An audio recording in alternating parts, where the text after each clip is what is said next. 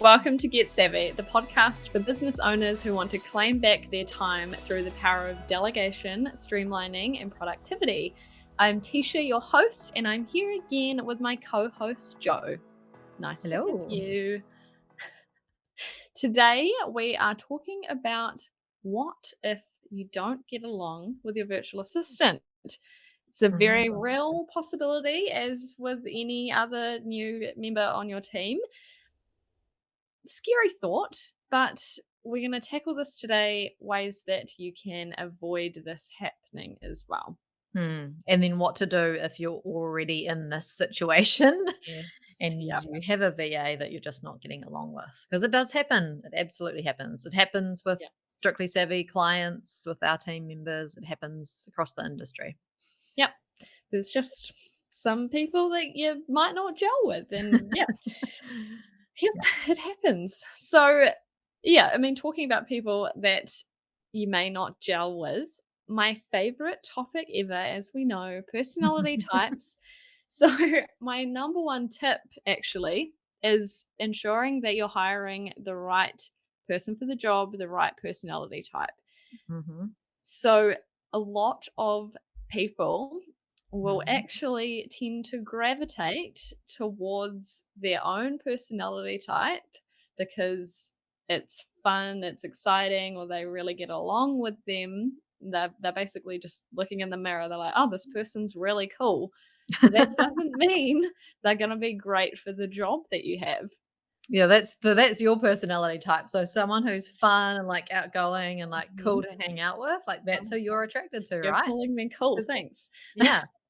But then someone who, you're like process driven, analytical, like likes the detail. If you're interviewing someone and they're like that too, then you are going to be like, oh, this is the perfect person for the job. Yep. But what actually is going on is that you're just attracting and attracted to similar people. Yep. People that you like are similar to you.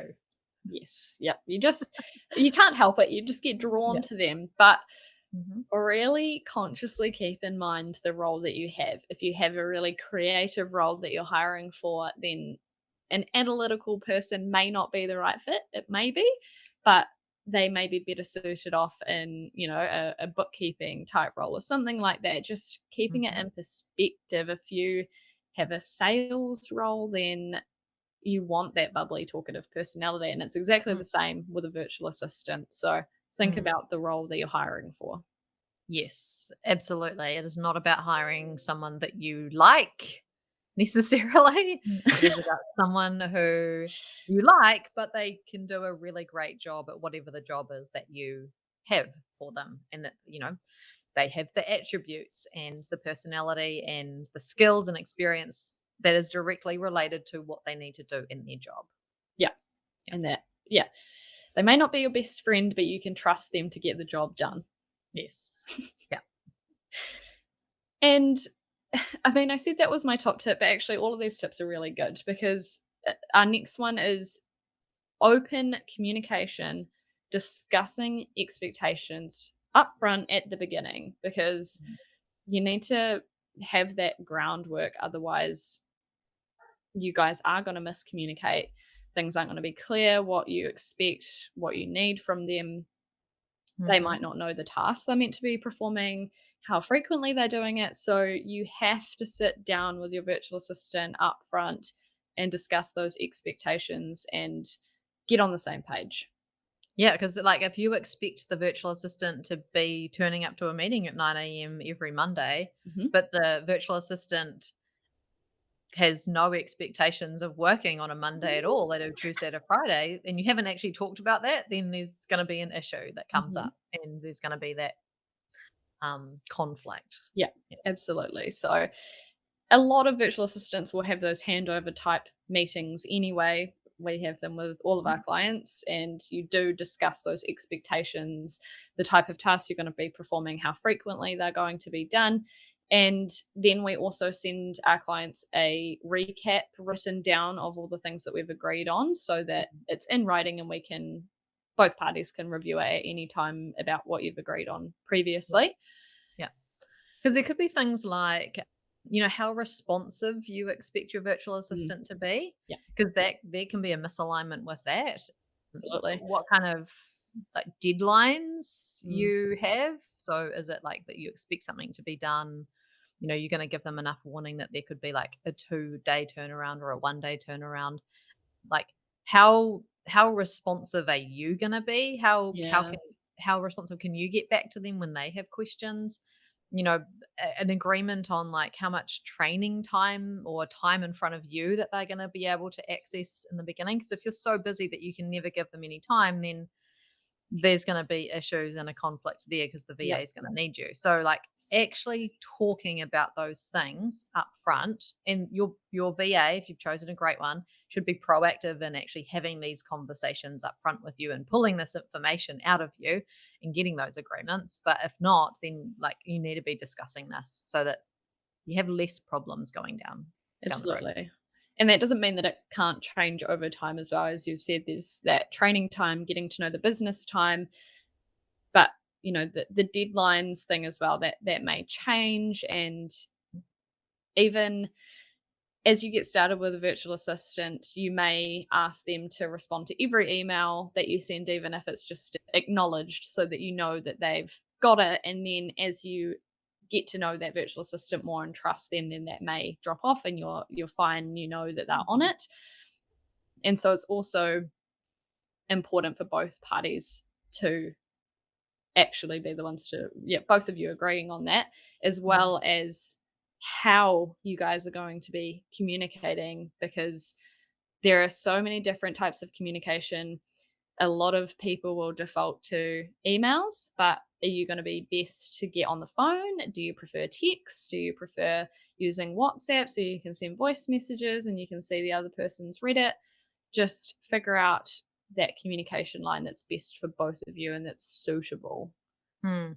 Because what we hear from virtual assistants in the industry is that they have clients that are sending them tasks and requests on Mm, all the different platforms. So they're sending emails, they're sending text messages, WhatsApp, and it gets very, very confusing. Now, the client, you may not realize that there's anything wrong with that. Oh, you're just using whatever is in front of you or the easiest at that point. And you yeah, don't even know that the virtual assistant is really drowning and struggling because it's just everywhere. So, like, the virtual assistant might think that you're doing something wrong. You think that the virtual assistant is doing something wrong because like they're missing things. yeah, And so you just think that they're not diligent, but actually there's this misalignment in terms of like what is agreed on how is the most efficient way for each party to communicate and on what tool. yeah. So everything always comes down to communication. Yes. Yep. And Sure it's does. often poor communication or a lack of it that is the problem. Yeah. Yeah. And even we have a few clients at Strictly Savvy that, they aren't just working 9 to 5. And so they may send their virtual assistant things outside of those hours. But those clients don't expect our team to answer, say, a text at Mm. 7 o'clock at night or whatever it is. But just having that communication up front, letting them know, hey, I tend to send things in the middle of the night. I don't expect you to respond to them, just so that your Yeah. virtual assistant isn't panicking either. Yes. Yes. Yeah. Mm. There's a lot of behind the scenes stuff happening that either of you aren't aware of unless you Yep. actually talk about it. Yeah. Yeah. Actually explicitly say it. It may seem like it's a given, but as you get to know Yeah. each other, that will become easier too. Yeah. And I think it's important as a client who has a virtual assistant too to make sure that when you are talking with them that you're like really opening the doors for honest feedback from your virtual assistant, because they're going to be tempted to hold back their feelings or what they actually think because they want to please you. Yeah. And if you can make a really safe place for them to actually say what they want and need, and if something isn't working, then the relationship gets a whole lot better. So if you can be like not reacting to like them bringing something up with you and making it like really welcome that the virtual assistant is saying something, then that will has set your relationship off on a really good foot. Yeah, definitely.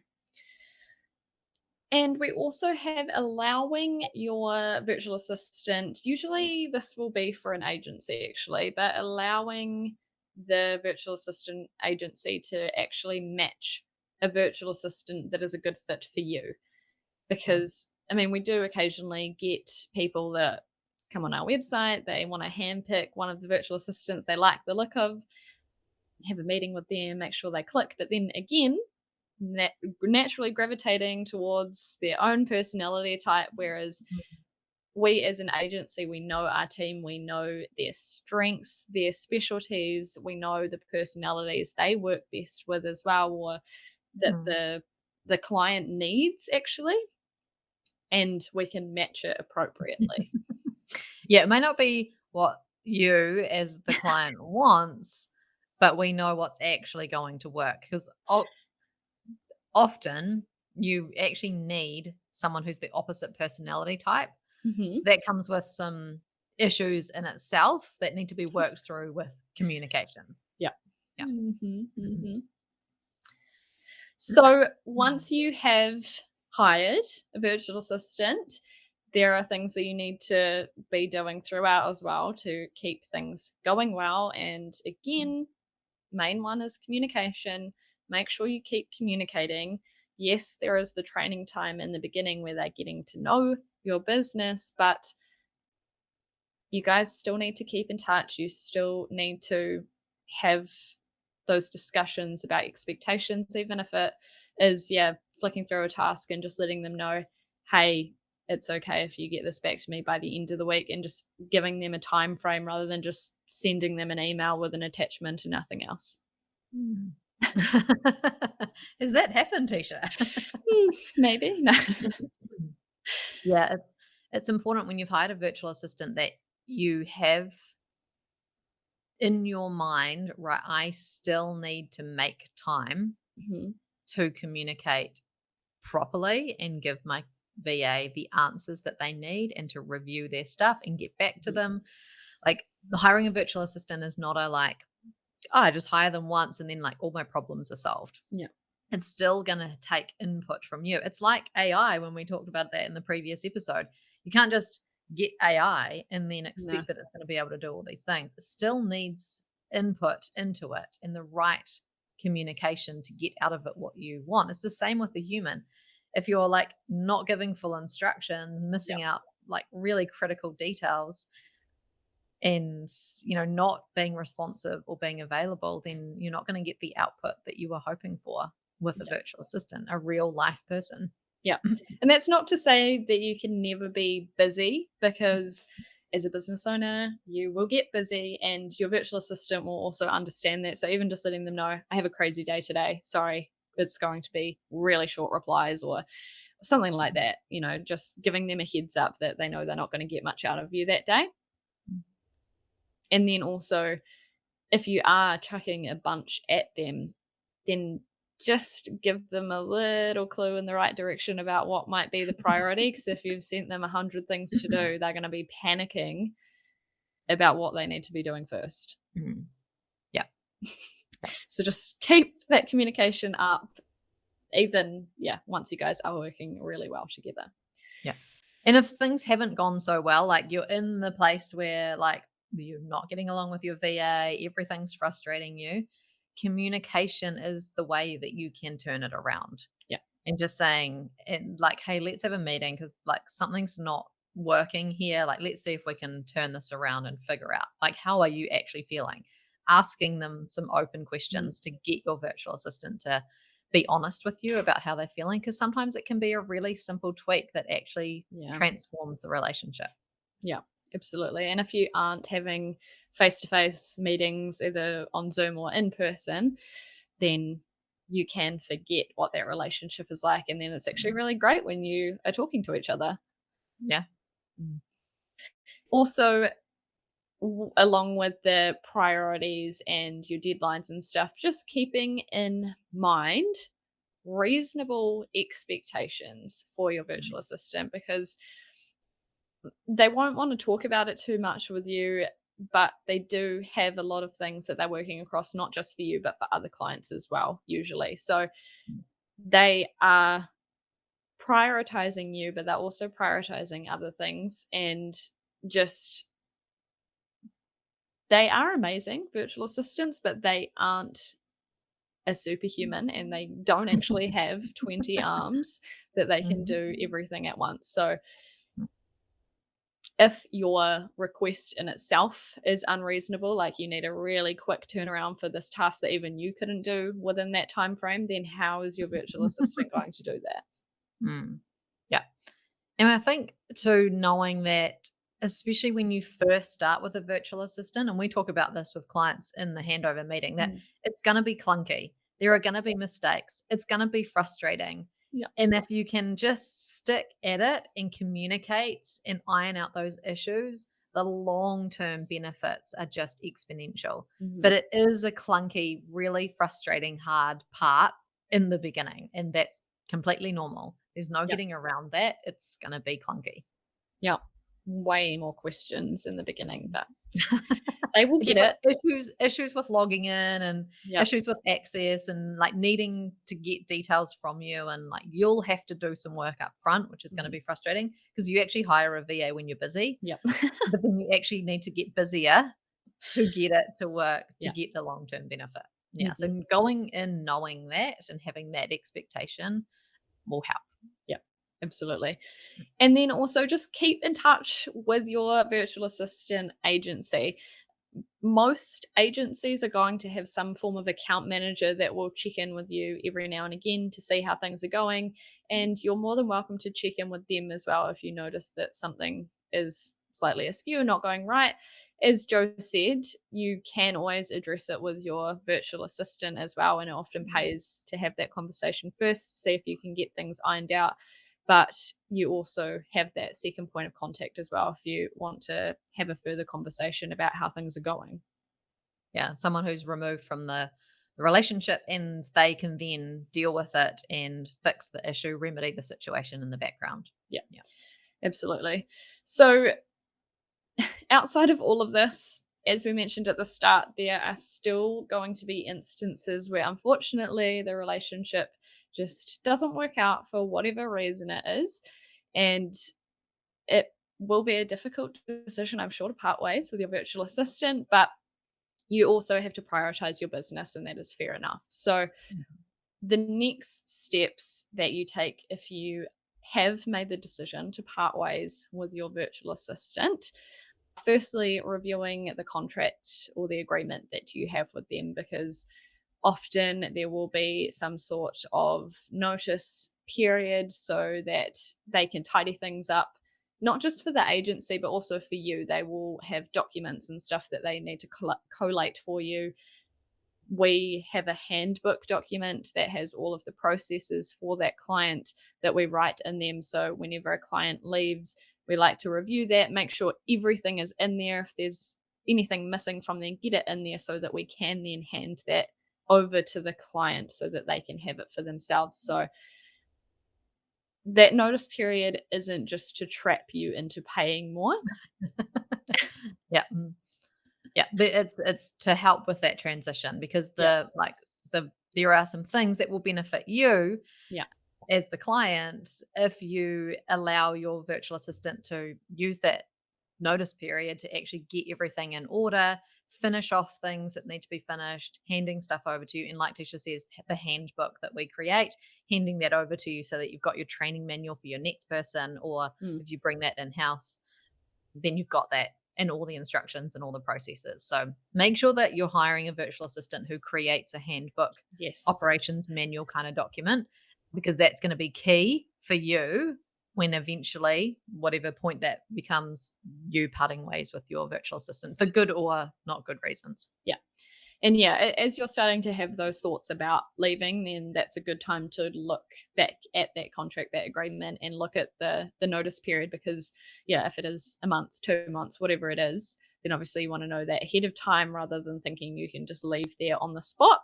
There will be some agreements where that is the case, especially if you're in a casual contract, and that's fine. But there are some that have notice, so just making sure that you're aware of that as well. Hmm.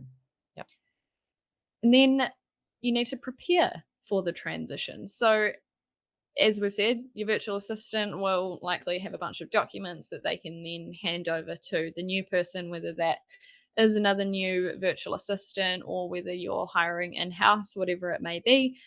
Figuring out how that transition is going to happen, whether your current virtual assistant is going to meet with a new one to hand over things, figuring out a way to minimize any disruptions to that workflow to your business and how that whole thing is going to work. Yep. And then you might have already done this, you might do this Mm, in conjunction with the other things that you're actually going through a hiring process again. And it might be that you're hiring a new employee, it might be another virtual assistant, you might be outsourcing to someone else. So have a look at your hiring process, revisit that, see what you need to tweak and change. Have you got a job ad? That kind of stuff, so mm, that you can get a new person. yeah.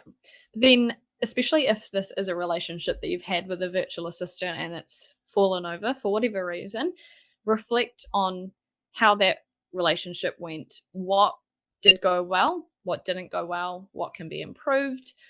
Are there Mm, any lessons that came from that? Did you find that it was the communication that dropped off and that this time you know that you need to invest more communication up front and recognizing all of that before your new person starts so that you can set them up for success as well.